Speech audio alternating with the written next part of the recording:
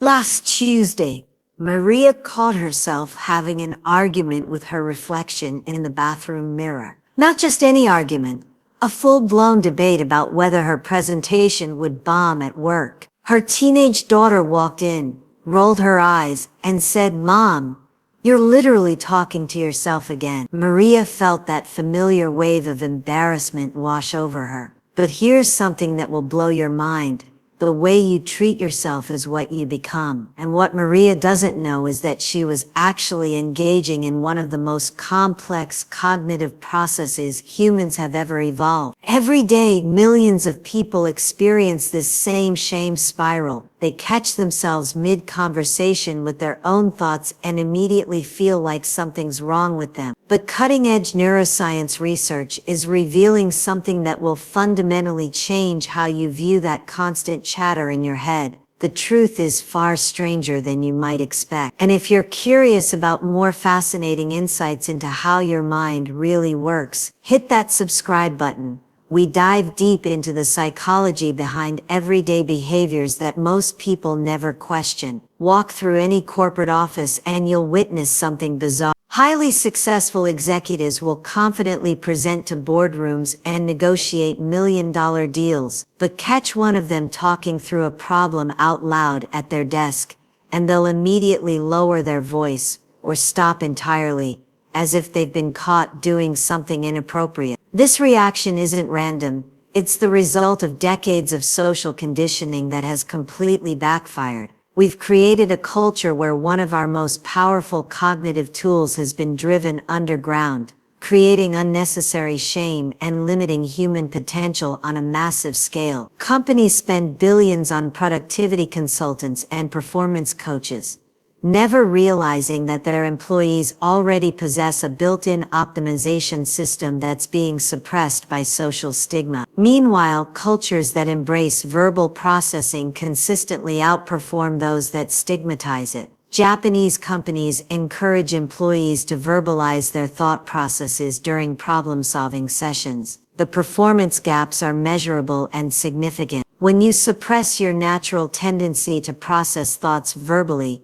you're essentially handicapping your own cognitive abilities. You're forcing your brain to operate at partial capacity because you're worried about what other people might think. Dr. Elena Vasquez was studying child development when she noticed something extraordinary. Kids who talk to themselves during play sessions consistently solved problems faster, showed better emotional regulation, and demonstrated more creativity than their quieter peers. But here's where it gets disturbing. These same children, when observed 6 months later, had largely stopped their self-directed speech after repeated social corrections from adults. Their problem-solving abilities had measurably decreased. Their emotional regulation had become less stable. The adults, in trying to make the children more socially appropriate, had accidentally diminished their cognitive capabilities. This discovery led Vasquez to a shocking realization: we're systematically training advanced cognitive abilities out of our children. The very behavior that enhances learning and emotional development gets labeled as disruptive or strange. We're creating generations of people who feel ashamed of using their brains at full capacity. Adults who maintain some level of verbal self-processing show consistently higher rates of problem-solving success, better stress management, and more innovative thinking. They've preserved a cognitive advantage that most people had trained out of them before age 7. Professional tennis player Marcus Chen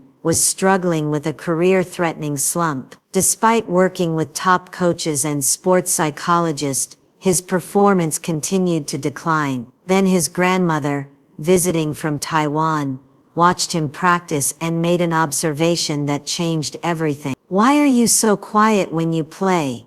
she asked. "In my day, we talked ourselves through everything." Chen decided to experiment. During his next tournament, instead of maintaining the stoic silence that Western sports psychology promoted, he began quietly coaching himself through each point. Stay low, watch the ball, follow through. The transformation was immediate and dramatic. He won his next 3 tournaments and credited his grandmother's simple observation with saving his career. Elite athletes across cultures who incorporate verbal self-coaching consistently outperform those who rely solely on silent mental preparation. The performance improvements are measurable, reaction times improve, decision-making becomes more precise, and stress responses stabilize. But this technique works just as well for everyday challenges, job interviews, difficult conversations, creative projects. Verbal self-coaching enhances performance across virtually every domain of human activity.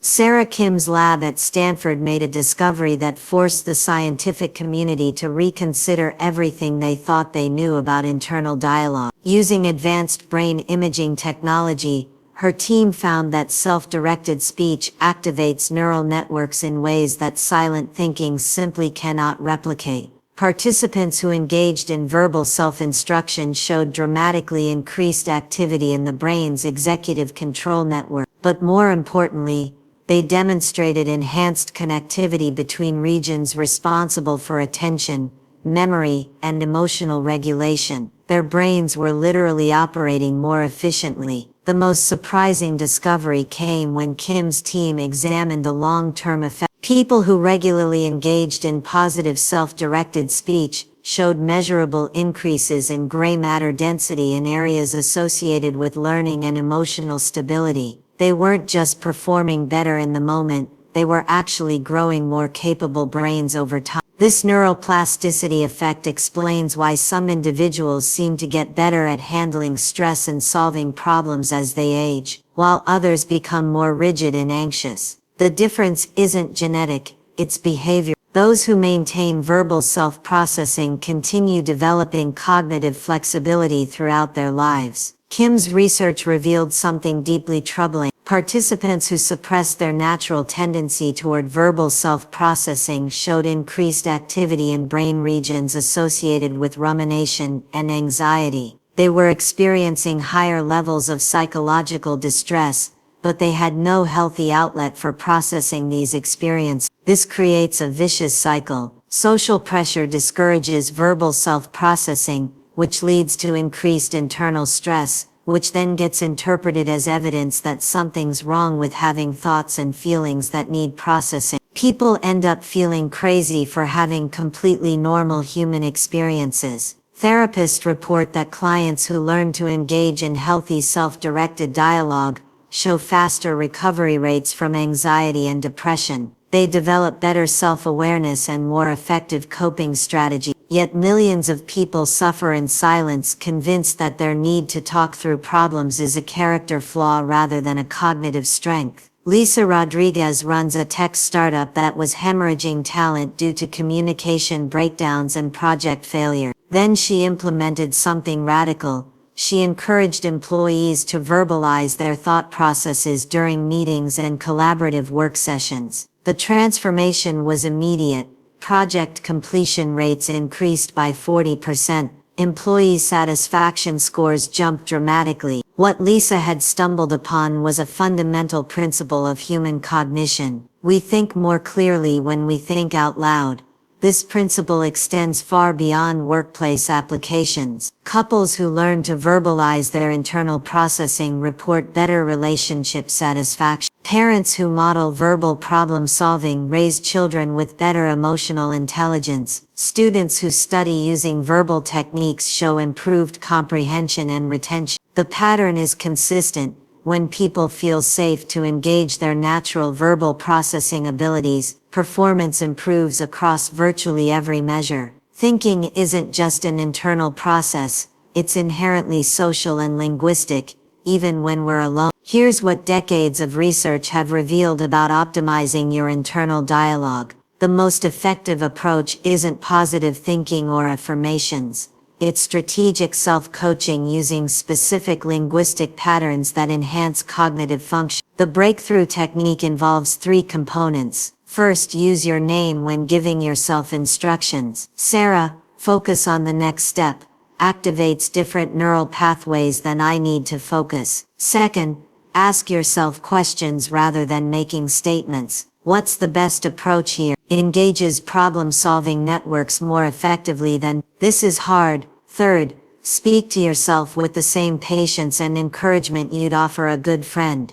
The results are measurable within days. Stress levels decrease, decision-making improves, and creative problem-solving abilities expand. People report feeling more confident, more capable, and more emotionally stable. They're not developing new abilities, they're simply unleashing cognitive capacities they already possess. The most profound realization is that you've been carrying around a sophisticated performance enhancement system your entire life. You just needed permission to use it without shame or embarrassment. Your brain's constant chatter isn't a bug, it's a feature, and once you learn to optimize it, you'll wonder how you ever functioned any other way. The voice in your head isn't going anywhere. The question is whether you'll continue treating it like an embarrassing habit, or start recognizing it as the cognitive advantage it actually is.